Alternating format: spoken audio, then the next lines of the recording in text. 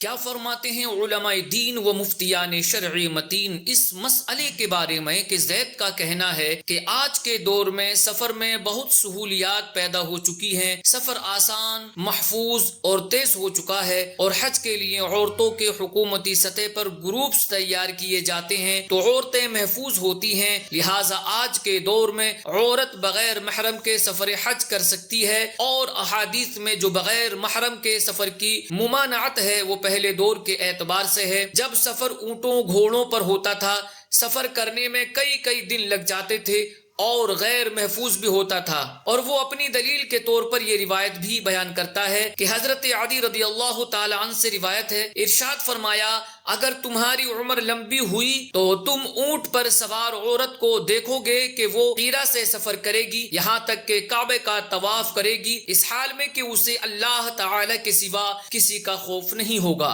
حضرت علی رضی اللہ تعالی عنہ نے فرمایا میں نے اونٹ پر سوار عورت کو دیکھا جو ہیرا سے چل کر خانہ کعبہ کا طواف کر رہی تھی، اس حال میں کہ اسے اللہ تعالی کے سوا کسی کا خوف نہیں تھا۔ زید اس سے استدلال کرتے ہوئے کہتا ہے کہ اس سے پتا چلا جب امن و امان اور محفوظ سفر ہو تو عورت تنہا سفر حج کر سکتی ہے۔ شرعی رہنمائی فرمائیں کہ زید کا یہ استدلال درست ہے یا نہیں۔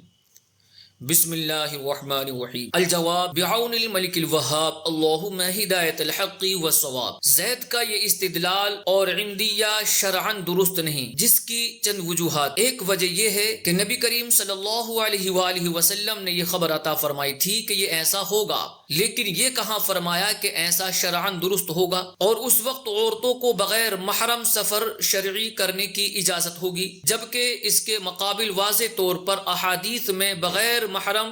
سفر کی ممانعت فرمائی ہے۔ ایک وجہ یہ ہے کہ سوال میں مذکور روایت میں تو عورت کے تنہا سفر کرنے کا ذکر ہے، جبکہ زید رفقا اور خواتین کے گروپ کے ساتھ سفر کرنے کی بات کر رہا ہے، تو زید کا موقف اس روایت کے بھی مطابق نہیں۔ اور یہ کہ زید نے آج کے دور کی بات کی ہے، جبکہ سوال میں مذکور روایت میں تو پچھلے دور کی بات ہے، اور سوال میں موجود روایت کے مطابق اس وقت اتنا پرامن دور تھا کہ تنہا عورت کو سفر کرنے کی صورت میں کسی لٹیرے وغیرہ کا خوف نہیں تھا، جبکہ ہمارے اس دور میں امن کی یہ حالت نہیں ہے کہ بغیر کسی کی معیت کے عورت تنہا اتنا سفر کرے اور اسے کسی لٹیرے وغیرہ کا خوف ہی نہ ہو، تو یوں بھی زید کا استدلال درست نہیں۔ زید بھی صرف سفر حج بغیر محرم کرنے کا ذکر کر رہا ہے، جبکہ بعض روایت میں غیر حج کے بھی عورت کے تنہا سفر کرنے کا واقعہ بیان کیا گیا ہے، تو اگر زید کے طریقہ استدلال کو اختیار کیا جائے تو اس کا مطلب یہ ہوگا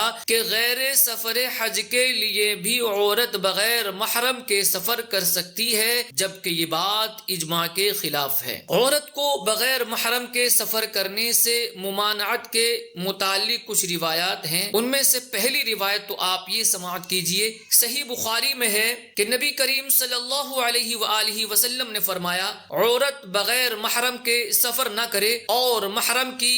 غیر موجودگی میں کوئی اس کے پاس نہ آئے۔ اس پر ایک شخص نے عرض کی یا رسول اللہ صلی اللہ علیہ وآلہ وسلم، میں فلاں لشکر میں جانا چاہتا ہوں اور میری عورت حج کرنا چاہتی ہے، لہٰذا آپ صلی اللہ علیہ وآلہ وسلم نے ارشاد فرمایا تم اپنی عورت کے ساتھ جاؤ۔ مزید بخاری شریف میں ہے اور ہرگز کوئی عورت بغیر محرم کے سفر نہ کرے۔ اس پر ایک شخص کھڑا ہو کر عرض گزار ہوا یا رسول اللہ صلی اللہ علیہ وسلم، میرا نام فلاں غزوے میں لکھا گیا ہے اور میری عورت حج کے ارادے سے نکلی ہے۔ آپ صلی اللہ علیہ وآلہ وسلم نے فرمایا تم جاؤ اور اپنی عورت کے ساتھ حج کرو۔ صحیح مسلم شریف میں یہی روایت یوں بیان کی گئی ہے اور عورت بغیر محرم کے سفر نہ کرے۔ بس ایک شخص کھڑا ہو کر عرض گزار ہوا یا رسول اللہ صلی اللہ علیہ وسلم، میری عورت حج کے لیے نکلی اور میرا نام فلاں غزوے میں لکھا گیا ہے، تو آپ صلی اللہ علیہ وآلہ وسلم نے فرمایا جا کر اپنی عورت کے ساتھ حج کرو۔ غیر حج کے لیے عورت کے سفر کا واقعہ کچھ یوں ہے کہ ترمذی شریف میں ہے مجھے تم پر فاقہ کا کوئی خوف نہیں ہے، کیونکہ اللہ تعالی تمہارا مددگار اور تمہیں عطا فرمانے والا ہے۔ یہاں تک کہ اونٹ پر سوار عورت یثرب اور ہیرا کے درمیان درمیان کی مسافت یا اس سے زیادہ کی مسافت اس حال میں طے کرے گی کہ اس کی سواری پر چور کا خوف نہیں ہوگا۔ زید کی ذکر کردہ روایت کے چند جوابات آپ سماعت کیجئے۔ پہلا تو یہ کہ جو حدیث پاک زید نے اپنے استدلال میں پیش کی ہے، اس کے جواب میں محقق علی الاطلاق حضرت علامہ امام ابن حمام علیہ الرحمہ فتح القدیر میں فرماتے ہیں کہ اور جہاں تک معاملہ حضرت عدی بن حاتم رضی اللہ تعالی عنہ کی روایت کا ہے تو اس روایت میں اس دور میں سفر کرنے کا حکم بیان نہیں کیا گیا کہ حکم کیا ہے، اور نہ یہ اس کو مستلزم ہے، بلکہ اس میں تو